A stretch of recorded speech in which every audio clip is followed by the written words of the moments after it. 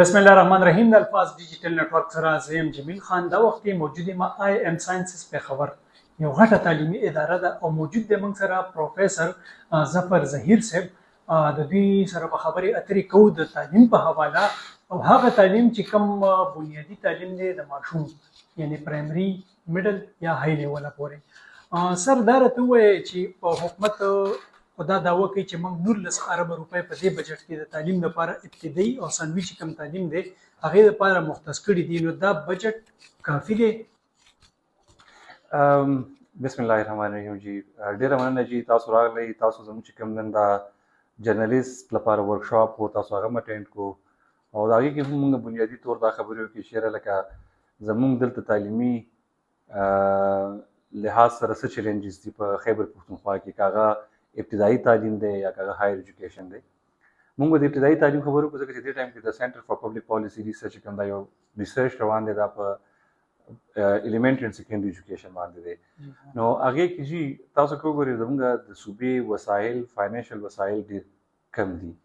زموږ پاپولیشن چې کوم آبادي چې کوم رفتار سره روانه ده نو د هغې مطابق که تاسو د فاینانشل دغه ته وګورئ د پیسو چې څومره د ایلیمنټري اینډ سیکنډري ایجوکیشن ډپارټمنټ لپاره ایښودل شوي دي نو زموږ پوهه پرې دا ده چې دا کمې دي او هغه تاسو به ریفلیکټ کېږي دا ښکاري بیا تاسو کوم ځای کېږي دا موږ ولې وایو چې دا کمې دي. تاسو که وګورئ چې دې ټایم کې زموږ 4.9 میلیون 49 لاک ماشومان چې کوم دی چې کوم کې اکثریت د جنکو دی هغه د سکول نه بهر دي. ولې بهر دي؟ د هغې ډېر وجوهات دي. یو وجه پکې بنیادي دا ده چې د سکولونو عدم دستیابي ده.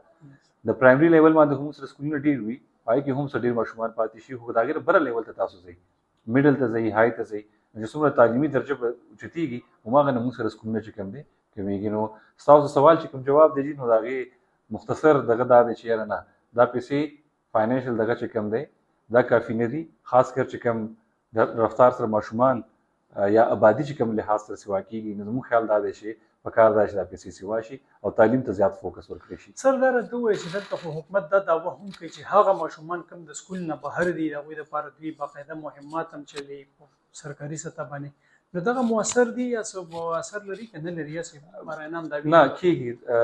زما پوهه دا ده کافي ټایم نه ایلیمنټري اینډ سیکنډري ایجوکیشن ډپارټمنټ سره کار کوو او اقدامات کافي اقدامات شوي دي. لکه تاسو که وګورئ د ګرلز سټایپنډ ایلس باقاعده سکالرشپ ورکړي جنکو ته فري کتابونه وغیره ورکړی کېږي. خو څنګه چې ما تاسو ته وویل که نه چې د دې واقعي اثر هم وي خو چې کوم لیول باندې دا مسله ده چې څنګه دې هغه ایمرجنسي نافذ کړې وه تعلیم ایمرجنسي نو په هغه لیول باندې نور زیات ریسورسز به هم په کار وي ورته. نو اقدامات شته خو اقدامات آیا کافي دي که کافي نه دي د هغې زموږ پوهه دا ده چې هغه اقدامات په کار دی چې نور هم سوا شي. سر تاسو څه ګڼئ په دې وخت کې چې کوم زموږ د ماشومانان سکول له نه ځي د هغې به په دې معاشره مجموعي اثر څه وي یا د تعلیم نه محرومه پاتې کېږي؟ دا کوم چې زموږ اس ډي جي ګولز ورته وایي د سسټینیبل ډیولپمنټ ګول د اقوام متحده دا به پوره شي؟ د اس ډي جي خو بنیادي مقصد دا و که نه سسټینیبل ډیولپمنټ ګول بنیادي مقصد دا و چې لیوینګ نو ون بیهایند. ټیک شو که نه جي؟ نو که تاسو وګورئ معاشره جوړېږي د خلکو نه جوړېږي او چې خلک څومره زیات تعلیم یافته وي څومره زیات تهذیب یافته وي نو هغه نه به ستا معاشره مضبوط وي. نو چې ستا سره ستا چې کوم نوې چې کوم ماشومان دي چې کوم ستا فیوچر دی نو چې دا تعلیم یافته نه وي چې دې ته د جدید درس نه ورکړی شوی جدید علوم ورته نه ورکړی شوی نو ستا معاشره به جوړېږي نه. یو خو دا ده چې د دې به ډېر غټ نقصان وي.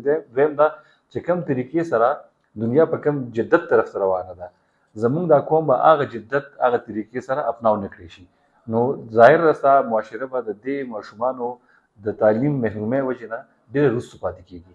سر هغه والدین چې کوم بچي راوړي او سکولونو ته یې نه لیږي هغې له به څه پیغام ورکول غواړئ ځکه چې اوس خو وخت هم داسې دی تاسو ته پته ده چې تعلیم ډېر معمولي خبره پاتې شوې ده دنیا ډېره مخکې تللې ده نو پیغام به څه ورکوئ؟ والدین ته خو ټولو ته دا زموږ زیاتر که تاسو وګورئ دلته پښتونخوا کې چې کوم دی نو میډل کلاس یا لو میډل کلاس یا لو انکم کلاس خلک دی او هغه خلکو په ژوند کې چې کوم فرق راغلی دی نو هغه هم د تعلیم وجې نه راغلی دی. هغې بچي سبق ووایي ښه خطبو ته لاړ شي تاسو غیر چاپېره وګورئ تاسو بلا مثالونه به ملو شي زموږ په دې تعلیمي اداره کې شته زموږ خپل مثالونه داسې دي. نو والدین ته خو همدغه پیغام دی چې په بچو سبق ویل کم از کم دا بنیادي چې کوم میډل پورې دی یا میټریک پورې دی چې دا سبق خو پرې خامخا وویلی شي همدغه ماشومان چې کوم دی دا به نه صرف دا کورنۍ روچتوي بلکې دا معاشره به هم جوړوي.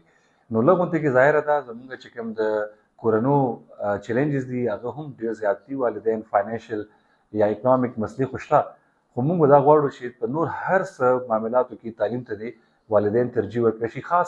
خاص کر د جینکو تعلیم انتهایی ضروري دی، ځکه چې جینکو تعلیم چې کوم دی دا قومونه جوړوي، دا روان نسلونه جوړوي. نو هغه والدین چې کوم د چا بچي دي خاص کر جینکې دي په کار دی چې هغه سکول ته ولېږي او سبق پرې ووایي. په جینکو سبق ویلی شي. د پروفیسر صاحب یقینا پیغام تاسو واورېد، ډېر لوی پیغام و. د الفاظ ډیجیټل نیټورک سره اوسئ. مننه.